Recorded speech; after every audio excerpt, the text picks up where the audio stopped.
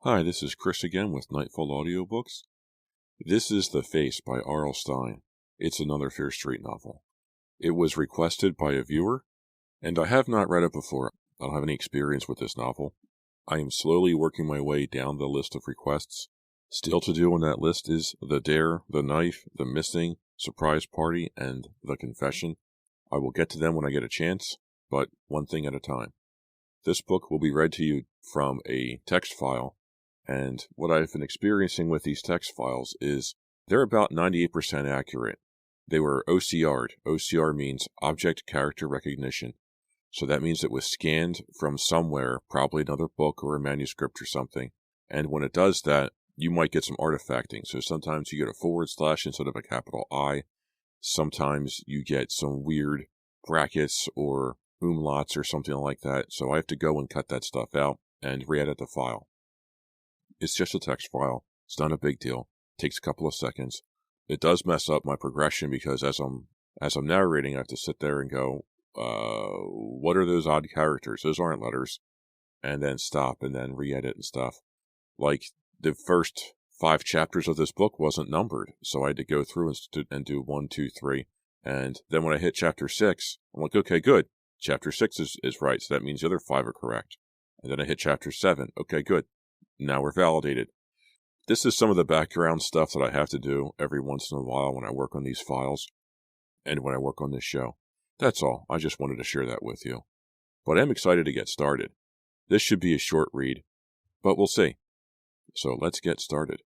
If you want to get in touch with me, you can write me an email, nightfallaudiobooks@gmail.com. I am also on YouTube at Nightfall Audiobooks. Feel free to like, comment, and subscribe.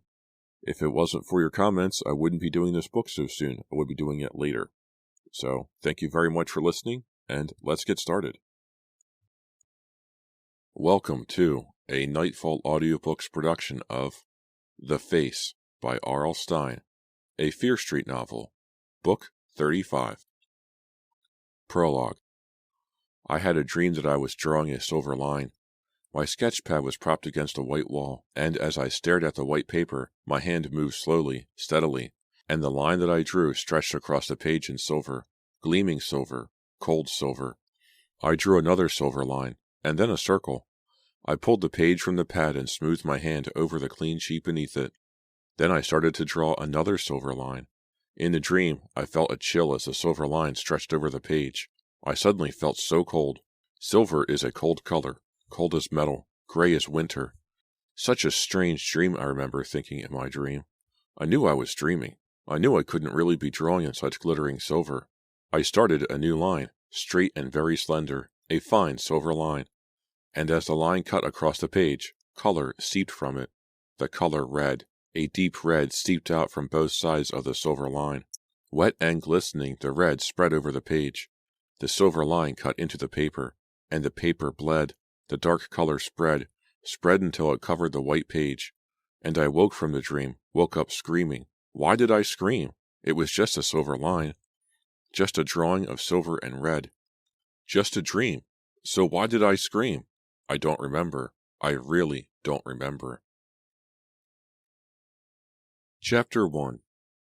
After the accident, I guess I went into shock. I lost a part of my memory. A piece of my past life just slipped away from me. I don't remember anything about that week, or the weeks that followed. I see last fall and the early part of the winter as a dark blur. It's like watching a dim reflection in the murky waters of a deep pond. I can see ripples, but I'm not sure of the faces, or the movements of the dark, watery figures. What happened that week? That day? Why don't I remember the accident? Dr. Sales says my memory will return. One day the events of that week will come back sharp and clear. Dr. Sales tells me not to rush it. Sometimes I don't think he wants me to remember. Maybe it's all too horrible. Maybe I'll be sorry if I know the truth. Maybe I'm better off not remembering. Should I be thankful for the big hole in my memory? Dr. Sales tells me to go on with my life, and I try to, but my friends aren't quite the same. Sometimes I see Justine staring at me, her pale blue eyes narrowed, as if she's studying me, trying to pry into my brain. Adriana is always telling me to take it easy. Take it easy, Martha, as if I'm sick, some kind of invalid. Justin and Adriana seem so careful around me. They're always exchanging glances that I'm not supposed to see. They always seem to be watching me so carefully. Watching for what? Watching for me to crack? Watching for poor Martha to crack open like an egg and all my insides come running out in a yellow goo? I've had strange thoughts since the accident last fall. I can't help it. Dr. Sales says it's perfectly normal. That's me, Martha Powell. Perfectly normal. I guess I look normal enough. I'm average height and I weigh about 120. About right for a high school junior. I'm kind of preppy looking. I'm more J. Crew than grunge. I have blonde hair, long and very straight, olive eyes, big and round, my best feature, and light freckles on my cheeks that make me look about 12 years old. I guess I have a nice smile. I don't smile as much as I used to. But despite my weird thoughts, despite the holes in my brain, I guess I look okay. I'm not beautiful and dark and exotic looking like Adriana, and I love to have Justine's thick tangles of red hair, her full red lips, and her round, pale blue eyes. But I look okay. At least Aaron thinks so. Good old Aaron. He's been so loyal to me, so caring. I don't know what I would do without him. I'm so lucky that I've been going with him for so long. Justine reminds me just how lucky I am nearly every day. She's a good friend, but she doesn't try to hide her jealousy. Aaron is so great, Justine gushed a few afternoons ago. Check out that bod. Justine, give me a break, I groaned. We were in the gym bleachers at Shadyside High, watching a wrestling match against Waynesbridge. Aaron isn't exactly an all-state wrestler. He's big and athletic looking, but he doesn't work out as much as he should. The guy who was wrestling was short and heavy and hairy. He looked like a bear. He had Aaron down on the mat in some kind of arm hold. Aaron's face was bright red. He didn't look too happy. Justine gripped tangles of red hair in both hands. She had an intense expression, as if she were wrestling along with Aaron. Somehow, Aaron spun out of his opponent's arm lock. He pulled the hairy guy down. They were both grunting, both red-faced now. Aaron pinned him and jumped to his feet. "Well," Justine cried, clapping hard. "Well, way to go, Aaron!" Aaron was breathing hard. Even from the bleachers, I could see the sweat pouring down his forehead, matting his brown hair. He helped pull his opponent up from the mat. Then he raised his head and flashed me a smile. I think he was smiling at me. Justine smiled and waved back, as if he were smiling at her. At least Justine is honest about it. She doesn't try to hide how much she likes Aaron. She's always flirting with him, even though he's my boyfriend. He flirts back sometimes, kids around with her. But I don't think he takes her seriously. As I said, he's been so loyal to me, so wonderful. All of my friends have been wonderful. If only they wouldn't walk on tiptoes around me. If only they wouldn't be so careful of what they say. I know what they're thinking about. I know what's on their minds. They probably wonder if my memory has snapped back. But they're afraid to ask. They won't talk about that last week in November. About the accident. They never talk about it in front of me. Maybe they don't want me to remember it either. Maybe they think I'm the lucky one. Maybe they wish they could lose their memories too. But I don't think I'm so lucky, because the questions are driving me crazy. What happened that night? How horrible was it? And why was I the one who went into shock? Chapter 2. I pressed my cheek against Aaron's shoulder. I liked the smell of his aftershave, cool and sweet. The first time he used it, I laughed at him. He only shaves about twice a week, but he splashes on the aftershave every day. After a while, I started to like it. I raised my head and kissed him. We had to be fast. We were sitting on the green leather couch in Aaron's den, and his little brother Jake was lurking about. If Jake saw us kissing, he'd probably wake up the whole house. That's the kind of kid he is, your basic brat. The TV was on, one of the Lethal Weapon movies. I like Mel Gibson. I think Aaron looks a little like him. Aaron has the same wavy brown hair and the same twinkling blue eyes, but we weren't paying any attention to the movie. Aaron had his arm around my shoulders, and we were trying to sneak in a few kisses before Jake came bursting in. Watching a dark-haired actress on the screen, I found myself suddenly thinking about Adriana. "I'm kind of worried about Adriana," I confided. Aaron grunted. We kissed. I heard footsteps behind us. "Jake, is that you?" Aaron called, glancing back over his shoulder to the den doorway. I heard giggling out in the hall. Jake is a major giggler. "Get lost," Aaron ordered him. "Make me," Jake's favorite reply. "Okay, I will." Aaron jumped up from the couch and started to the door. I heard another giggle, then Jake's heavy footsteps as he ran away. "Aaron was kissing Martha! Aaron was kissing Martha!" Jake chanted. Shaking his head, Aaron dropped back beside me on the couch. On the TV, a powerful explosion sent a building toppling to the ground. Aaron grabbed a handful of nacho chips from the bowl beside him. He offered me the bowl. I waved it away. Adriana has gotten so skinny, I continued. I'm really worried about her. Yeah, I know, Aaron replied, with a mouthful of chips. I sighed. You know, I think the accident affected Adriana more than anyone. Aaron swallowed. He kept his eyes on the TV screen. He didn't like it when I brought up the accident. She's lost so much weight, I repeated. And did you see the dark circles around her eyes? She's always had those, Aaron insisted, reaching for more chips. No way, I told him. She had to go to a doctor because she can't sleep at night. Probably out partying, Aaron joked. I gave his shoulder a hard shove. Shut up. He shrugged and kept his eyes on Mel Gibson. That's what Aaron always does when I try to bring up anything serious. Anything about the accident. He makes a joke. He refuses to discuss it. I can see his whole body tense up. It makes him so uncomfortable, which drives me crazy. I'm dying to discuss it. I need to discuss it. Also, I'm really worried about Adriana. Her grades are really suffering, I continued. She didn't even make honor roll this term. Aaron grunted in reply. You know that Adriana likes to be perfect, I reminded him. You know how competitive she is.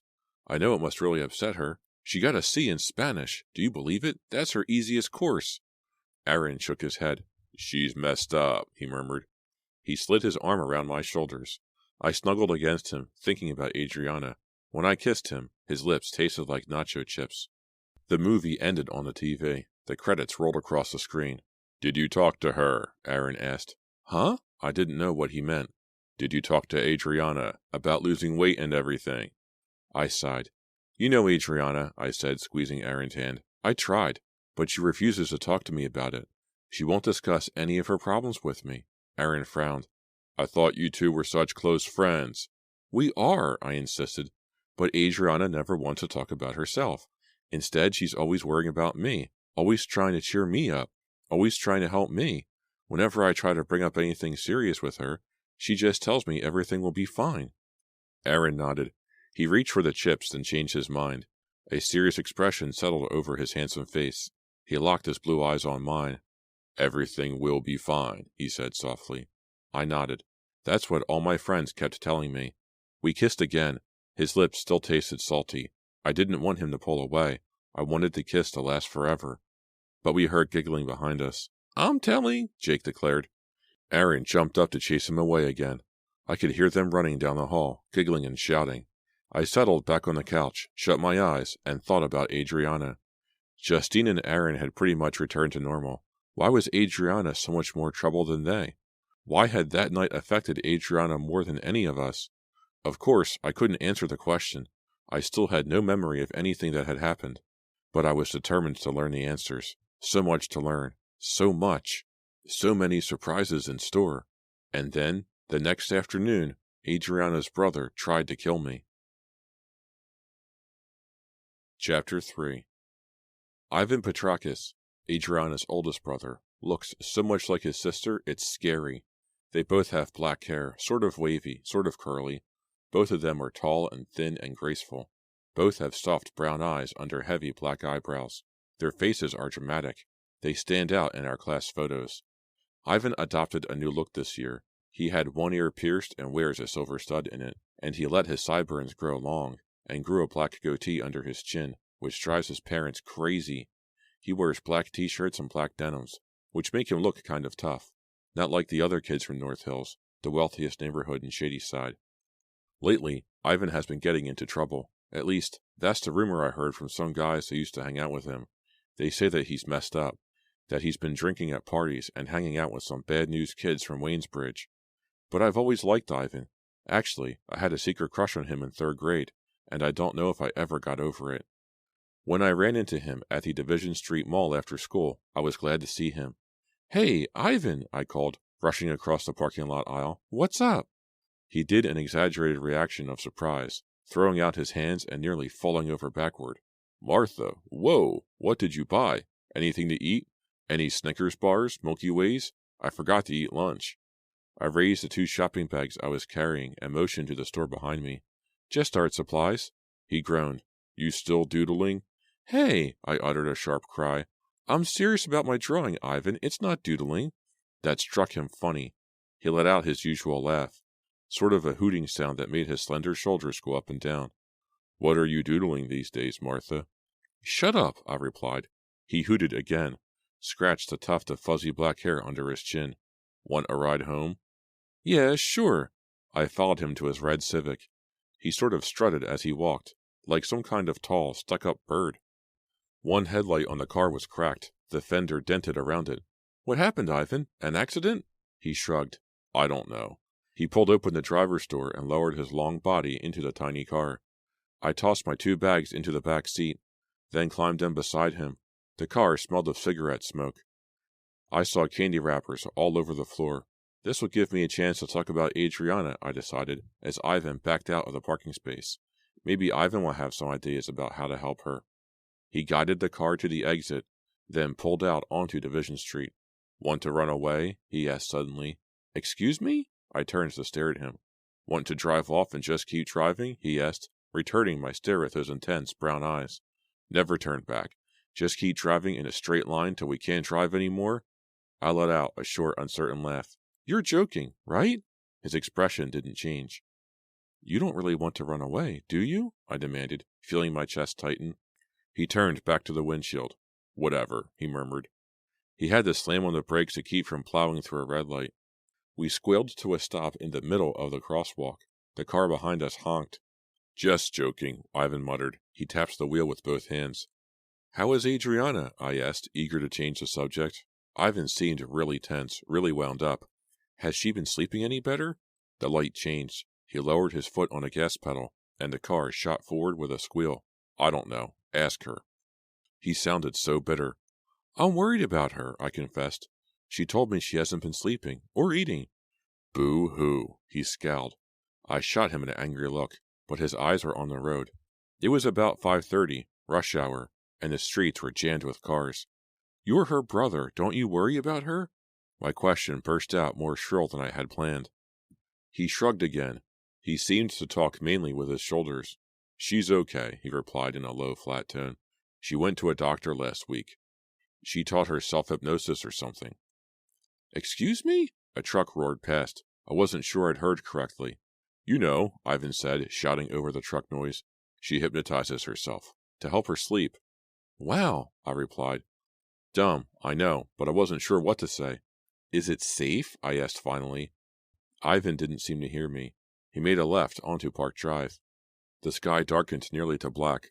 Only 5:30, and it already looked like the middle of the night. I hate February. Adriana's grades, I started, but Ivan interrupted with a hoarse cry. It isn't easy to sleep at my house, Martha, he shouted, slapping the steering wheel. Nothing is easy at my house these days. I knew that Ivan's parents weren't getting along. The rumor was that Mr. Petrakis had threatened to move out. Your parents? I asked meekly. I didn't really want to get into it. I mean, it really wasn't my business. It's a war zone, Ivan declared, shaking his head. Even in the dim light, I could see his dull eyes, see the bitter scowl on his face, bitter, yet mixed with fear. Last night they started throwing things at each other, he said, keeping his eyes straight ahead on the road. Oh, no, I murmured. Like babies. They started heaving plates and glasses at each other, broken china all over the kitchen. I tried to stop them. It was so stupid. Ivan's voice broke. I let out a long sigh. How awful, I murmured. Then what happened? Mom went running into the bedroom, crying and shrieking her head off. Dad stormed out, slammed the door. I don't think he came back last night. At least, I didn't hear him. Is your mom okay? I asked, squeezing the door handle. Ivan swallowed hard. I don't know. I heard her sobbing all night. Their bedroom is right next to mine. He lowered his voice to keep it from cracking again. Bad break for me, huh? I didn't know what to say. Ivan's parents had been battling for months. Adriana gave me reports almost daily. They fought and fought, but neither would move out. No wonder Adriana and Ivan were so nervous and crazy. I peered out the window at the dark trees and houses whirring past us, whirring past so rapidly. A blur of black shadows against blackness. I realized Ivan was driving too fast. Ivan, please, I started. We bolted through the stop sign at Canyon Drive. He didn't seem to notice. Ivan, slow down, I cried. I just can't take it anymore, Ivan shrieked. His eyes were wild. He gripped the top of the wheel with both hands. It's too much, Martha, too much. Ivan, no! I gasped in horror as he let out another cry, and spun the wheel hard. I can't take it. His words, a wail of pain, shouted over the roar of the engine. The car squealed. Tires scraped as he floored the gas pedal, spun the wheel, spun the car, spun us around, and aimed, screaming the whole time, screaming out the pain from deep inside him, screaming as we spun. I covered my eyes as the enormous black trunk of a tree loomed in the headlights. Ivan was heading us toward it. Ivan is trying to kill us. My last thought on earth. Chapter 4. Ah! My head hit the roof hard as we bounced over the curb. A shock of pain shuddered down my body. We bounced again, and slowed to a stop. I uncovered my eyes. My hands shook. My whole body trembled. I gasped for breath, trying to slow my pounding heart. I rubbed my head, still throbbing in pain. Ivan! I'm sorry, Martha, he cried. We're alive, I murmured. The words tumbled out. I wasn't thinking clearly. It was still all a blur, a dark, bouncing blur. We're alive, Ivan! I'm so sorry. A sob escaped his throat, and without realizing it, I had turned, and I was holding him in my arms, feeling his body shake beneath his leather coat. We're alive! I turned the wheel. I couldn't do it. I couldn't go through with it, he stammered. I held him tightly, pressing my cheek against his. We're alive! We're alive! I couldn't stop chanting it. I wasn't really going to do it, Ivan murmured, his voice shaking. Not really. I wouldn't do it. I could feel him start to calm down. If only my heart would slip down from my throat. I'm okay, he said abruptly, almost coldly. He pushed me away. I'm okay now, Martha. Really. I slumped back into my seat and glanced out the window. We were in the middle of someone's front yard. A porch light cast yellow light over the front door, but the house was dark. Ivan, maybe you shouldn't drive, I managed to choke out. I'm okay now. Really, I'm fine. I'm fine. A hard, cold look tightened his handsome face. He narrowed his eyes, stone-faced now, as if he were fighting away all feelings. He slammed the car into reverse, and we bounced back onto the street. His face remained frozen in that cold stare as he drove me home. He didn't say another word. Your brother is really messed up, I told Adriana. It was a Saturday afternoon, and we were up in my room. A gray February afternoon. Dark clouds threatening snow. I had the window open despite the cold. My room is always hot. The cool air felt good. A strong breeze fluttered the curtains. Huh? Adriana sat at my dressing table, trying out blusher and lip gloss and other stuff from a new makeup kit my mom had given me. This is too pale for me, don't you think?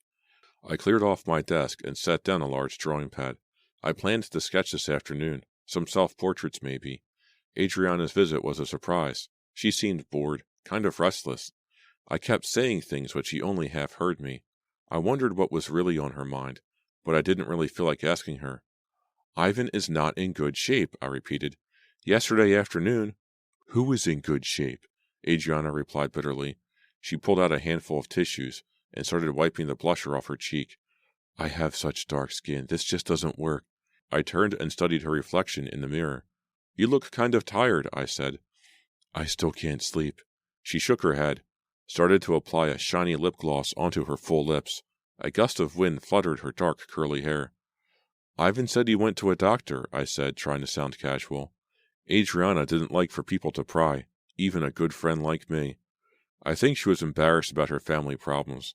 Her parents' endless battles were humiliating to her. She gave me almost daily reports, but I never got the feeling she wanted me to question her about it. So I didn't. She sighed, staring at herself in the mirror. Her name is Dr. Corbin. She's trying to teach me self-hypnosis, to help me get to sleep. Sometimes I can do it. Sometimes it doesn't work. She yawned as she started to rub off the lip gloss. I have to keep practicing. I watched her reach for another tube. Then I flipped through the blank pages of the drawing pad. I opened the desk drawer and pulled out a handful of charcoal pencils. Do you have the history notes? Adriana asked, turning to face me. Excuse me? I couldn't hide my surprise. You want my notes? Adriana was the straight-A student, not me. She'd never asked me for any notes of mine before. Pink circles formed on her cheeks. She turned away. I haven't been able to concentrate too well in class. I've been so tired and everything. I missed some things. She seemed so embarrassed, so troubled. I pulled my history notebook from my backpack and handed it to her. Here, no problem. Hey, thanks. She stood up to leave. I took a step back. She's so much taller than I am. I always feel like a 10-year-old next to her. I followed her to the door, still troubled about Ivan, still hoping to tell her how messed up he was. Ivan gave me a ride home yesterday, I said. Adriana, I think he needs some kind of help. He seemed really out of control. I mean... She turned at the bedroom door. Martha, come on. You know what my brother's problem is. She rolled her eyes. Huh? I searched her face, trying to figure out what she meant. Ivan's problem is Laura, Adriana explained. You mean? Ever since Laura broke up with him, Ivan has been acting like a total jerk. Sometimes I just want to smash him. She swung the history notebook as if battling someone. I thought about what Adriana was saying. Laura Winter is another friend of ours. With her sleek black hair and shimmery blue-gray eyes and perfect cheekbones, she is the most beautiful girl at Shadyside High. Laura is so beautiful, she's had some national modeling jobs. Everyone at school is convinced that someday Laura will move to New York and become an actress or a modeling superstar. Ivan could never believe that Laura wanted to go out with him, and neither could we. When they started going together, it was the talk of the whole school. I always thought that Ivan was more serious about their relationship than Laura. Going out with Laura helped them forget about the ugly battles at home. I was never sure why Laura decided to go with Ivan. Every guy at Shadyside had the hots for her. Then, sure enough, she dumped him last winter. She was pretty cold about it, too. At least, that's what Adriana reported. Ivan never talked about it with me. Ivan is still in shock, Adriana said, pressing the history notebook against the front of her sweater. Months later, and he still can't believe that Laura isn't crazy about him. Has he called her? I asked. Adriana shook her head. No way. He's so stuck up. I think he's waiting for her to call him. Adriana laughed, sort of an empty laugh. I didn't join in. Ivan had nearly killed us both the day before. I knew that his problems were no laughing matter. Adriana, someone should talk to Ivan, I said. Her brown eyes flared. You try to talk to him. Her voice sounded angry. He's impossible. No one can talk to him. But, Adriana, I protested. Her expression softened. Don't worry about him, Martha. Ivan can take care of himself. You're such a nice person. You worry about everyone but yourself. She gripped the notebook with both hands, her eyes locked on mine. We all just want for you to be okay. Don't worry about Ivan. She turned and disappeared down the stairs. I started after her. I am worried about Ivan. I don't think he can take care of himself. You don't realize how upset he is. That's what I wanted to say to Adriana, but I stopped in the hallway with a sigh. Adriana didn't want to discuss Ivan. She didn't want me interfering in her family life. I stepped back into my room. The clouds outside the window had darkened to a deep charcoal color. The wind gusted, making the curtains flap against the wall. It's freezing in here, I realized. I shut the window and straightened the curtains, pushing them back into place. Then I made my way across the room to my desk and sat down in front of my fresh, clean drawing pad. I pulled back the cover and tucked it beneath the pad. Then I sifted through the pile of charcoal pencils till I found the narrow point I wanted. I always find a brand new drawing pad kind of exciting. I mean, there it is, empty and clean, waiting to be filled up with something that's never been seen before. I take special art classes at the State College in Waynesbridge. My teachers all think my talent can be developed. I'm trying to put a portfolio together, mostly portraits. I need it to apply to the special summer art program at the college. I rolled my desk chair away and slid it against the wall. I like to draw standing up. I shut my eyes and tried to clear my mind. Tried to clear all thoughts about Ivan and Adriana from my mind. Tried to clear all thoughts from my mind. Then I gazed down toward the desktop at the drawing pad, at the fresh white sheet, raised the pencil, and started to draw. A face, I decided. I'll draw my face. The pencil scratched against the surface of the paper. I started with eyes. I always start with eyes. Whoa, not my eyes. The eyes I drew were oval. My eyes are kind of round. Leaning over the desk, I gazed down at the eyes. They seemed to stare up at me. I filled in the pupils. Dark pupils. Serious eyes. I swept the pencil over the pad, creating a light outline of the head, the basic shape. Not my head, I saw. A slender face, with those dark, serious eyes. Hey, what's happening? I murmured out loud. Who are you?